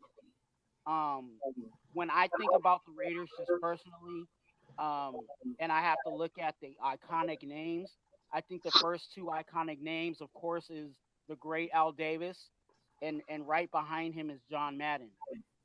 So to have, Al on one side of the helmet and have, John Madden on the other side of the helmet, I feel like our at this point our helmet is complete. So I'm glad that, the organization and whoever the powers that be allowed for us to express that, on our helmets. Yeah, and I tell you, I was kind of really pissed off that they told Djax that he had to change his shoe. Oh yeah. When the NFL says we are going to honor John Madden around the league, not just at the game I was at in Indy with the Raiders, but around the league, a moment of silence for a man that is undoubtedly did more for the league than most of the heads of the league did combined for years. And yes, I am biased, but I can guarantee you what he did as a coach and a broadcaster and a media giant with all of the stuff that came out in the video games is more than all these guys. In fact, he probably did more things on accident than a lot of those people did on purpose. And they told Djax to change his shoes. Really pissed me off. but I apologize for that as well. Right. One thing I will say as well. Actually, okay. Well, somebody else because I lost Well, my. I almost forgot about that, man. I'm glad you brought that up because I'm glad you brought it up too. I don't Yeah. apologize for none that. of the media, It's like- none Nope. of the media covers it. You know what I'm saying? Like I saw it just because I'm a diehard Raiders fan, you know. But I mean, I saw it, but then I kind of put it behind because you know what? Let's get in there, let's win, let's just win. But I'm glad you brought that up, man, because that's wrong. You know what I'm saying? I agree, Yep. brother. It's like we shouldn't apologize for that. It's like for D-Jax wanting to wear the Madden shoes. Oh, I'm not. It's like, He respect should have that. warned them anyway Respect and it. made them kick him out. He should have warned them anyway and made them kick him out. Hell yeah, dude. I'm It's not like, you know what? It's like, apologizing for that. Just- there's no reason why you should take those shoes off. It's like, you know, you watch the Madden video and like all Madden, there are commissioners on there. So if the commissioner's on there, why should you take off to respect the all Madden shoes? Yep. Paying respects, man. Like wow. Okay, and now I remembered what my next comment was. I have to go back to Tiffany and answer the question about Collinsworth and Al Michaels. And I'm sure everybody knows that Al Michaels is a Raider hater. And it goes back to many, many, many years. But the big impetus of the hatred was when Al Michaels, in a Monday night broadcast, brought on Marcus Allen for an interview while he was still a Raider. And Marcus Allen put the Raider organization and Al Davis on blast. And he goaded him to do that. And Al Michaels is a fecal product, and I'm keeping it at that to maintain the language issues. Chris Collinsworth, who is also a hater because he's a sycophant to Al Michaels, and he has all of these other issues about where he is a drunk, manipulative, woman-grabbing fecal matter as well, with very little talent, and I mean that, with very little talent, and a voice that is grating. I can't stand listening to either one of them, and maybe that's just my opinion of why I can't stand Chris Collinsworth. And again, I'm a Gator, and I will never say that I can say that to any other Florida Gator. But when you sweep all of the crap that Chris Collinsworth did, that was swept of his ways of being an abusive womanizer, and it just gets swept. And the fact is, I don't think he's talented. He got the job because he was a remarkable receiver for the Cincinnati Bengals, and that's all I will say. Okay, but then you even have his son that got his job because of his last name, although his son actually has some talent. And that's my spiel on that. I wanted to answer Tiffany's question. I'm glad I remembered that. So there you go. No, All right. Listen, we've all paid our tributes to Madden. Okay. We got an important game coming up this week. There you go. And there are a lot of guys criticizing our current coaching staff, and I understand everybody's entitled to their opinion, but there's one little thing I wanted to bring up. There's I got into a discussion today with someone who was like, oh, Gus Bradley needs to go, blah, blah, blah. So I went and did a little research. And I wanted to bring something up for you guys you can wrap your heads around. In the last 3 weeks, our defense has gotten better. Yes? Yes. Yes. Okay. Absolutely. Okay. Big time. So let me bring this up to you. There are other teams that are pulling it tighter towards the end who are starting to move up, like us, right? Okay, so there's defensively, there is a team in the NFL in the last 3 weeks that's only allowed 15.6 points from average from the last 3 games. They're first in the NFL. There's a team that has only 170 passing yards allowed. and they're first in the NFL. And then there's a team who has only 76.3 rushing yards allowed, and they're first in the NFL. Let me tell you the names of these teams. The Las Vegas Raiders, the Las Vegas Raiders, and the Las Vegas Raiders. Right now, for the last 3 weeks, we are the number one defense in the NFL. What a time to get hot. This is why I couldn't figure out, how do we keep losing the turnover battles and win the games? That's why we're the number one defense in the NFL right now. We get Darren Waller back and our offense opens back up to where we're scoring 28 or 31 or whatever. That makes us the most dangerous in the NFL. At OG, hey, at the same time, right now, it's all about Nate Hobbs. Is he going to play? Yes, Yeah. he's He's going to court play. dated until May. He's playing the rest of the season. Yeah, and the That's thing big. is the fact is it's not any big deal next year. they're probably going to tell Nate Hobbs, and rightly so, because again, Nate Hobbs, even after the incident with Ruggs, was the one that we saw that made sure he said, well, I usually get Uber and I'm doing all this, and he's a rookie.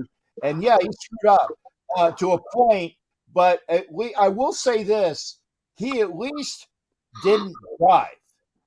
That's the at least part. But what he should have done was he should have left his vehicle, got out of Right. the vehicle.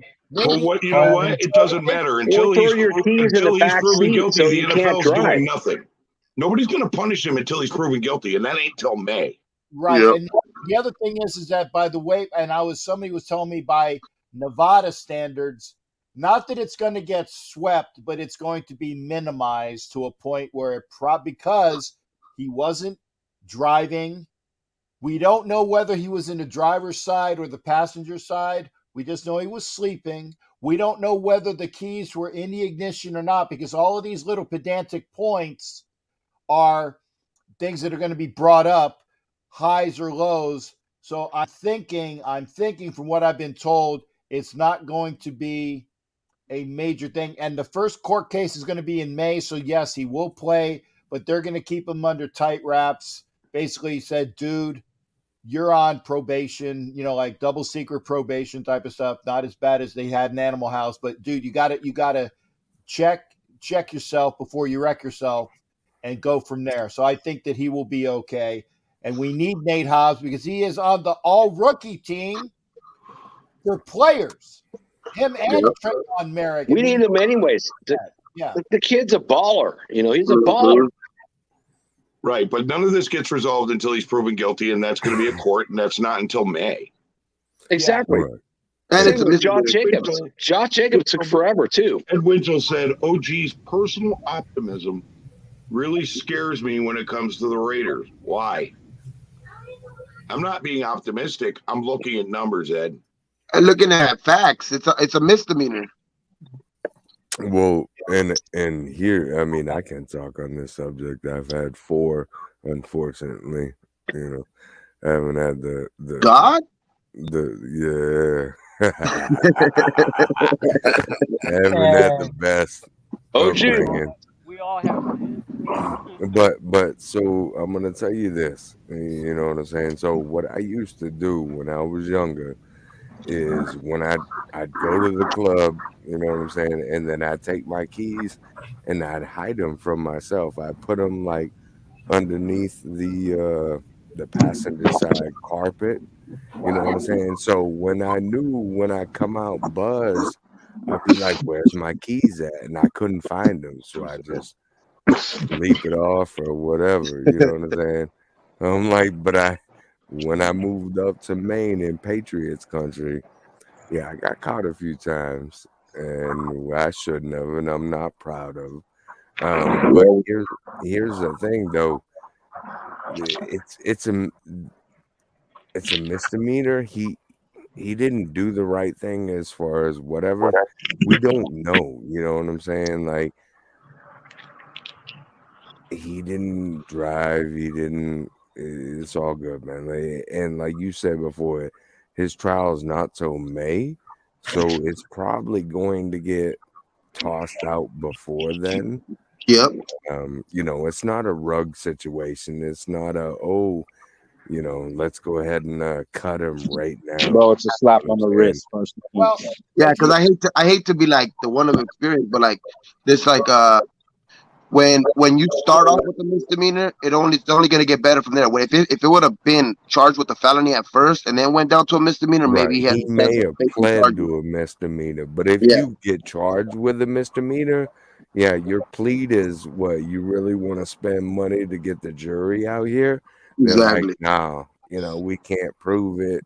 So, you know, yeah, and, Most and likely but be thrown out. and here's the thing, and you got to remember as well. 1 second there, God.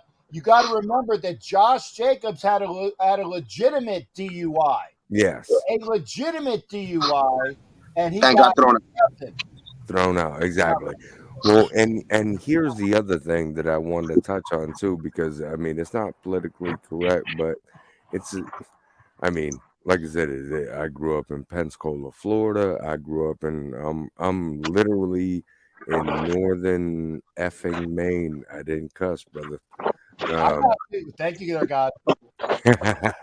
I'm in northern Maine right now. You know what I'm saying? Like I'm in Patriots country. If Tom Brady is passed out in a car, Now you're cursing. Now you're cursing.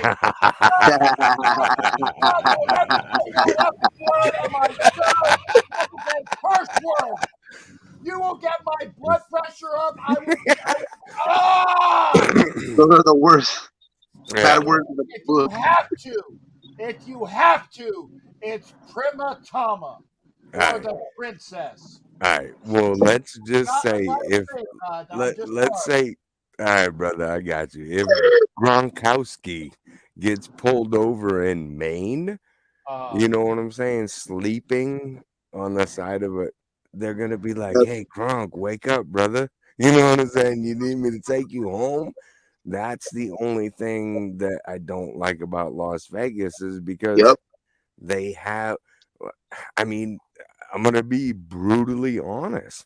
Like Denver, Colorado, you think somebody's calling the cops on Peyton Manning for sleeping in his car? No. You know what I'm saying? That's the thing. It's not about, oh, Vegas is 24 hours. No, it's about the cops and everybody in Vegas. You got tourists, you know what I'm saying? All these people. I'm doing an I interview. mean, Man, the people that in is, Colorado will call on themselves. It's not about that. It's about there's no it is about tax. that, dude. So it's about the young players, like, you know, making millions of dollars, can control themselves. Control No, yourself. no. Do you realize I literally have uncles, cousins, brothers? I can give you 1,000 different scenarios where the cops have brought them home, you know what I'm saying, after like crashing into a deer. You know what I'm saying? Like they It's literally crashing into a deer. I worked with the insurance with the military. It's dude, like that you're not getting the point though. You're not getting the point. And that's why I didn't want to bring it up, is because like that reaction. I'm not No, I know saying what you mean. it's right. You know what I'm saying? I'm just saying this is what happens if you bring a team to Vegas, is because they got no loyalty. You know what I'm saying? Like my loyalty There's just random runs people. deep. They see somebody in the there's car, they're not gonna the call the cops. Oakland loyalty. Yeah. It's Oakland was loyalty because they Raiders. knew their players. They knew that was a community that knew their players, that loved their team. Vegas, they're there for the casinos. They're there to party. They ain't there for the Raiders. Yeah. And I'm And not saying it's right or wrong. that's a I'm good not saying segment. it's right or wrong. I'm just saying that's literally what's happening. I You know got what to I'm saying? address something. There was a comment made by Ed Winchell saying that I'm always wrong. Ed Winchell, you always think they're going to lose, and I always think they're going to win. I'm 9-7, and you're 7-9, bro. Think about that for a minute, okay? Because There you and you're go. telling me I'm always wrong. You always What's up, saying, "Oh, buddy? we're going to lose, we're going to lose, we're going to lose." I always say, "We're going to win, we're going to win, we're going to win." My record's a little better than yours this year. Oh, gee, I respect your opinion, bro. I Always. I didn't put it up because I'm not going to instigate a fight. But what I'm saying, No, I'm just pointing out the facts. I'm not going to pick a fight. I'm just pointing out the facts. I'm just saying. I'm not. Why even bring it up? I will say one thing is that there was a. I think it was it Greg that was saying it? That was it's Greg, right? Who's in the corner below Joe? That's me, Gabe. Gabe, I'm sorry, Gabe. I'm gonna call it old dude disease. Well, he's got us up like a Brady Bunch, so you're like Greg Brady here. So Greg would be where I am if we're doing great Brady Bunch stuff. But the one thing that you said, and it's a fantastic segue, is you were talking about Vegas. Vegas doesn't know. And that is a fantastic segue for something that we need to talk about. It is incumbent. It is incumbent. It is what, people? Incumbent. Incumbent upon those that know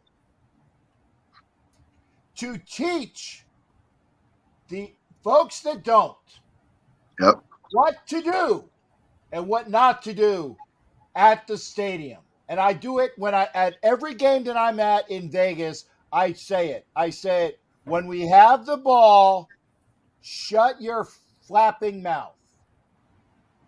Because I almost snapped on a Raider fan at the first game of the season because they told me to sit down, bro. Oh well, they wanted to watch the game. I was like, what the? Yeah, well, and that's the other thing as well. I stand the entire game except for when I have my cramps or whatnot, and then I will sit down. But I will stand. And if anybody tells me the same thing, and I am next to the black hole, I'm black hole adjacent next to the tunnel where the Raiders. You got to stand politely. You got to explain it. And that was what I was getting to next. Is that folks in Oakland, in Los Angeles, Raider fans stand the entire game. You sit down during commercial breaks. That's it. Right. And you know what? There are people, even folks that like Pablo Navarro, a.k.a. Twos, he never sits down. And I love him. No, and it was literally third down. You know how when third down on the defense, you get up, you get up, get loud, you know what I mean? It was third down. People were telling me to sit down. I was like, are you serious right now? You should be standing up yourself. There's a bar for all the games. There's a bar in Syracuse, New York that has 16 rooms. And fans from both teams go into each room for the game. Well, back when, okay. There was a room, the Raiders room, there were no chairs because we didn't sit down, period. That was the way it was. And they're in Syracuse. They don't know anything about Oakland, but they don't sit down during the games. Now, today, with my back, I'm sitting down. Actually, Jimmy Farrell, you're wrong because you haven't been to Vegas yet.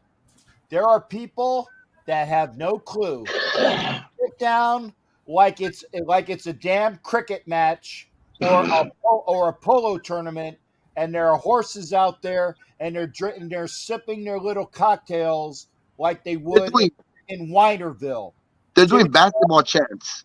They're saying defense. Like, what the hell? Yeah, Jimmy Farrell, no. We need to teach these people. That's why I said it is incumbent upon folks that know. Quiet when the offense is on.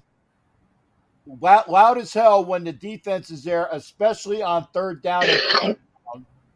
And when you need to get folks riled up, you do that. And I'll be honest, when I do my little spiel, and there are plenty of people with other colors around that are not silver and black, and I say, folks, when the offense is on the field, and I look right at them and I point out and said, you know what? You guys can get as loud as you effing want. And it usually it breaks the ice. It breaks the ice, and I'm talking with them, in a way, that I'm making sure that they know what we do as Raider fans, and it breaks the ice so that they know, hey, I'm an old F, but I'm gonna have a good time with you. But that's the way it should be. Do it respectfully. Do it with fun, but teach the folks what they're going to be. And nobody has told me to sit down any game this year. You know what I hated is I heard someone saying they were going, "Let's go Raiders." No. We all know what it is. Can we do it one time? Oh, One, heck yeah, Captain. 2, 3. Yeah.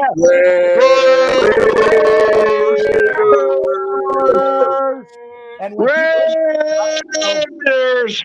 I go, "Yar!" That's right. There was nothing that in Oakland. Sorry. I agree. Oakland was not like that. Not LA, not Las Vegas. It was Oakland. LA, you were getting stabbed in the stands. Well, if you weren't wearing Raiders colors, Yeah. It's like the comedian that talks about the Raiders. Hey man, effing Raiders! Raiders! I'm sure you guys have seen that. It's friggin' wonderful. It's like, yeah, man, if you're in Oakland, man, they stab you in the parking lot in preseason games, like that. It's true, but it's not Oakland, guys. So we need to teach the younger folks. We need to teach the younger folks so that they got an appreciation. By the way, you know what's funny thank you for popping in. If you're on Instagram, pop over to YouTube. If you're on Facebook, pop over to YouTube. We appreciate it. If you like what you see, throw a like button on there. And every time you give a $5 donation on the channel, you are in for an entry in the Captain Jack's Treasure Chest of Prizes. Sorry, guys, I had to take care of some admin. We got about 15 Skipper. minutes. Go ahead. You do a show weekly with Violator on Wednesday nights, right? Yes, and sir. I Ref Guru. The first time I met Violator, there was bleachers in the end zone in LA. There was no, it was before the black hole, before they moved back. But there was a bunch of us psychos in the bleachers. And I remember being up there one time, and I first met Violator, and we're sitting there, I was like, "Hey, how you doing?" And I was in my Beetlejuice costume. And I was like, and at some point I was like, "We made a great play." I was like, "Save that for later, Chuck." And he busted out laughing because that was a popular movie at the time. and then he did one of these. We did a side slap thing. It was before high fives and all that. And I was talking to him about it on a different show, and he goes, I remember that. He goes, "You were sick." That was cool, man. Oh yeah, man. I mean, I used to have season tickets. I'd be in the bleachers. It was fun.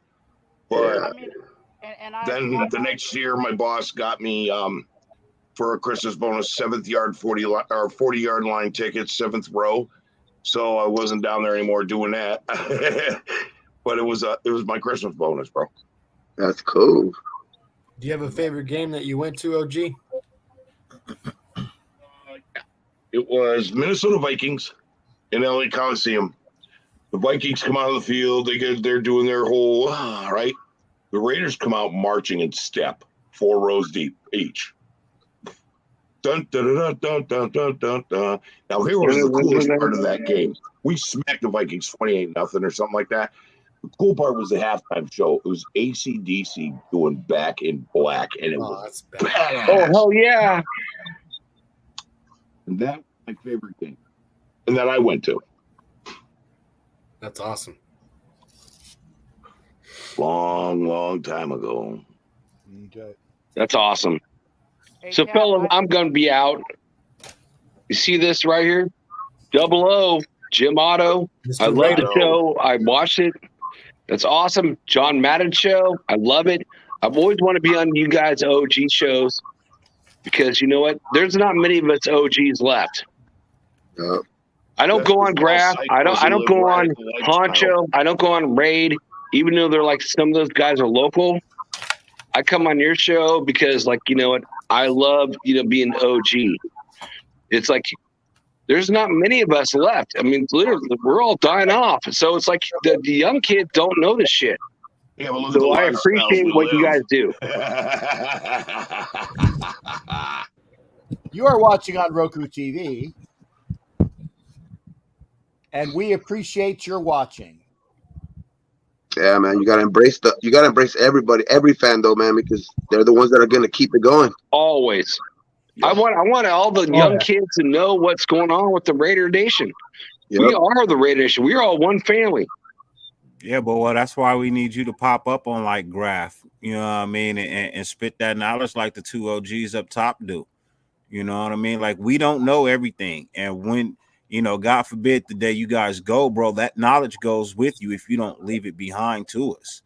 You know what I mean? Yeah, 'cause I love So hearing I'm not OG and cat stories. I'm not trying to crap on this show or anything like that, but Docs normally has 500 to 600 watchers. That's probably 400 people that want to hear your story. You know what I mean? But so if you don't jump on and you don't give it to us, man, who's hurting in the end? The nation is hurting in the end because Dirty. we You don't see know. me on there? I salute to you, brother. Yeah, It's no, like, no, I know, Jack I know Kenna's that. on there. I know I that. salute. I know you. I got nothing but love for you. But I'm just saying, hop on the Docs every now and then, man, and spit some of that knowledge that you have for us. You know what I mean? Because we Love those need it. stories, man. We don't know everything. ESPN doesn't show us everything. I can only dig in the crate so far. You know what I mean? But it's not going to tell me what took place in the stands.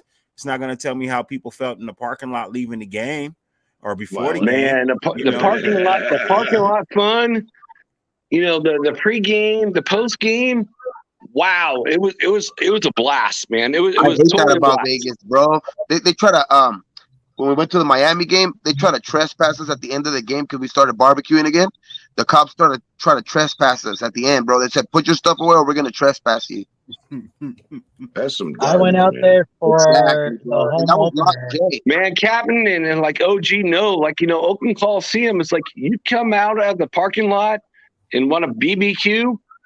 Oh, it was all on. It was like it was fantastic. Just a big, happy celebration. Yep. So what we talked about all tonight was Captain Jack's Madden. It's like Madden is the OG of the OGs. It's like we love the coaches that we had. We love the coaches. But there is not another coach that has done what that Madden's done. There's not another player like Jim Otto or Tim Brown. Those are the people that like represent this team. And there's not another player that they can like separate them from anyone else. It's like I don't give a shit about Barry Sanders. Barry Sanders don't represent Bo Jackson, and even Marcus Allen is like probably number 2 probably in the history. God damn, that dude's a beast. I love Josh Jacobs, and I hope we could get him for like a decent amount of money. But man, these kids were like awesome. Yeah. Yeah. No, I know what you mean. What, guys? Here's the thing. My biggest wish for most of you in this panel, everybody who's younger than me, my biggest wish is that we become that dangerous team this year and we start that new dynasty. And 5 years from now, you're not going to want to hear my old bullshit BS stories. You're going to be living in your own dynasty, stories that you'll pass on, and my show becomes obsolete. And you know what? I'm good with that. I'm great with that because I get to watch some really great football. And Hey, Vincent, OG, look at this. one second, guys. Who is this? Right here. OG. Vin- Cap Jack. Jim Otto. Yeah. Jim Otto. Vincent. Best player that has ever played for this flipping team ever. Bar none. Again, thank you. For We saw the Jim Otto show, and I thank you for that. There's not a better player than that player. I was going to say thank you for watching on Roku TV, where we try to watch our language here. And there was an announcement that says Raider fans can't be PG. Well, I beg. Oh, it's a struggle. The struggle is real. It's a real struggle.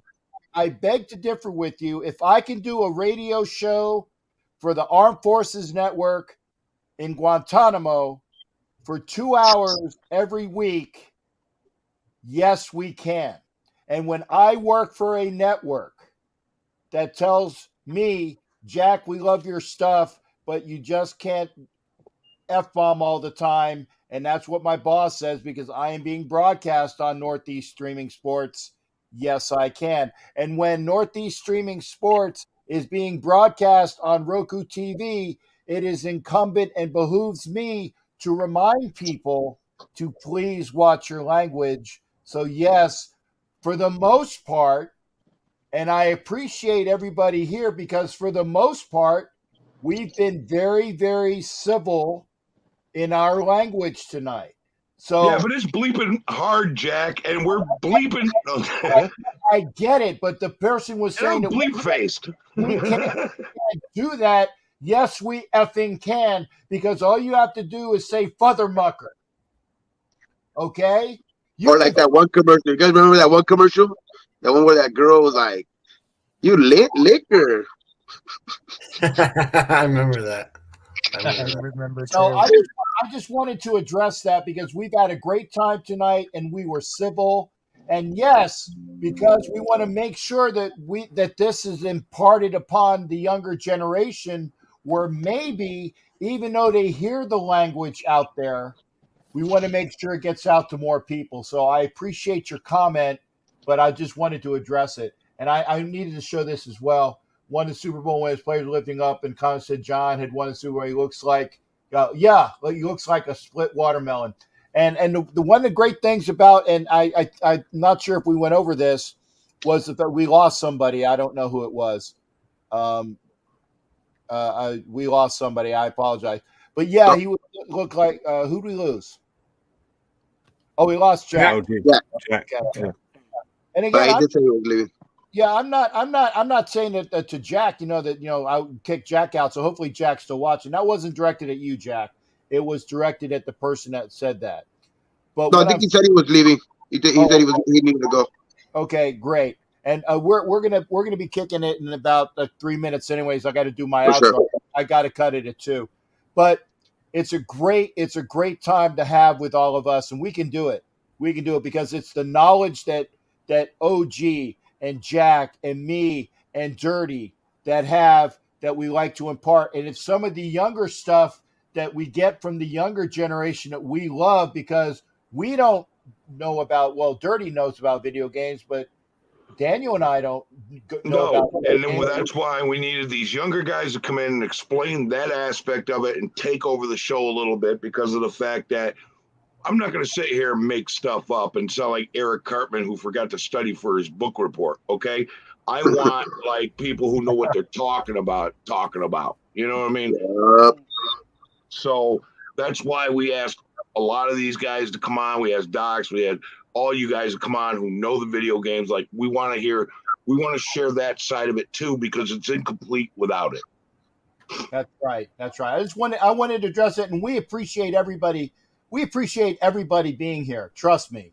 Yep. And we want more folks to come in, and I appreciate Docs giving us the opportunity for inspiring the show to inspiring OG, who asked me to be in with him, because if it wasn't for OG, Daniel, I wouldn't be here. I had my own show, but I was very proud that Docs asked OG and OG asked me. So you go through the hierarchy.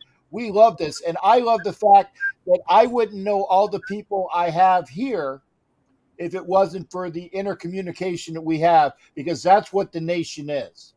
It's Docs asked me to do a show, OG show, and I went, yeah, I'll do it, but I'm doing it with Captain Jack if you'll do it. And he went, perfect. That's a great idea.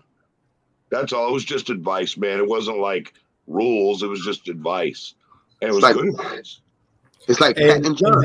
How fitting is that? Because Madden was I will, Jack. That's it. Hey guys, I got to start letting folks go, because again, I got to do my outro. I want to thank, and I hope I don't forget anybody. I want to thank Graphic, who was on earlier. I want to thank Jack Kenna, who just recently split, and I want to make sure I get everybody. I got Raider Joe, top right corner. I got Gabe. I got Raider Mode. I got God. I got Twan, and I got Dirty Raider. And for all the folks that were commenting, I don't think I screwed any of that up, so that's good. Yeah, that's when you know. That's when you know you're big, though. You got God on your show. and bots and Yeah. trolls. But gentlemen and ladies, I want to thank the ladies that were here. I know Vicky was here, Sarah was here, I know Tiffany was here. We love everybody here, and we're always here for you. We thank you for being on the show. We're grateful. Yeah, we are thankful, grateful, and we love it. So please come back again. Again, I got to start with the outros, guys. If you can, pop out. Again, thanks for all that you've done. We appreciate you being here. Make sure you're here tomorrow as well on the NFL Nation Live with myself, Violator, and Ref Guru. Please see us there. All right. Thanks, Skipper. You got it. Yes, Cap. OG, stick around for a little bit. We'll do the outro. Again, thanks again. That got dirty there. Got Twan. Thanks again, there, folks. Been wonderful. Again, great times had by all. We appreciate you. And thanks again, folks. We'll see you for the next show. Remember, NFL Nation Live tomorrow. NFL Nation Live on Ref Guru's channel. That's Wednesday. Thursday, come back for You Don't Know Jack About Sports. And on Sunday, I will be doing a show early on Sunday, probably around 10 o'clock Pacific time, 1 o'clock Eastern time, because we have the Sunday game. I might come on after the game, but you will see my Sunday show early on Sunday. And Thursday night, I'm going to be doing a show with Raider Joe on his channel, Dos Pendejos in the chat room. And I got a flex show that just pops up whenever nobody's doing content called Welcome to Grandpa's House. Hey, thanks again there, Daniel. Be well, and we'll see you next time. We're both going to backstage, and we'll see y'all. It's great hanging out, learning what we can impart upon you. Take care, everybody. We'll see you next time.